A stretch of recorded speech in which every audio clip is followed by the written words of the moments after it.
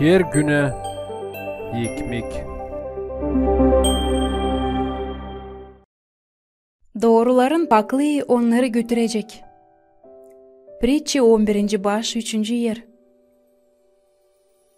Kenya'nın yarışçısı Abel Mutay emin kaçarmış ileride bir büyük dünya kaçmalarında.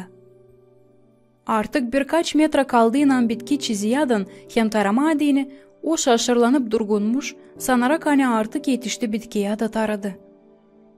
Onun ardına kaçan adam İspanya'nın kaçağı Fernandez. Anlayıp hani Kenyalı yanıldı, yaklaşıp hem uzaldıp yelini itirmiş onu çiziye finişa.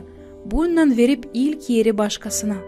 Hem bırakıp kendini altın medalsiz. Yarışmalar bittiğinin hepsi gazeteciler yaklaşıp sormaya başlamışlar. Acaba niçin o böyle yaptı? Açan vardı nice kolaylıkla kazansın ilk yeri.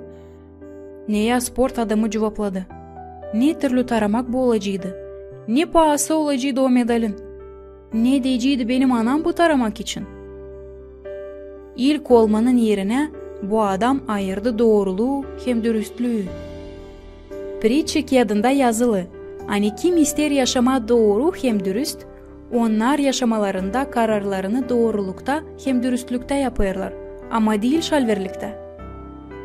Uz yüreklilerin günahsızlığı onları götürecek. Ama şiretlerin şalverliği onları öldürecek. Bitkiye yalancılık hiçbir zaman taramayır. Herlim biz paklığımızı bozarsak, kirledersek, o zaman bu kısa vakitlik taramaklar dönecekler bize fenalıkla. Ama herlim bizim karakterimiz kalarsa hem kavilenerse dürüstlükte, o zaman Allah'ın kuvvetiyle biz yavaş yavaş olacağız halizden iyi insanlar. Ne soy denenir sizin dürüstlüğünüz bu vakitler?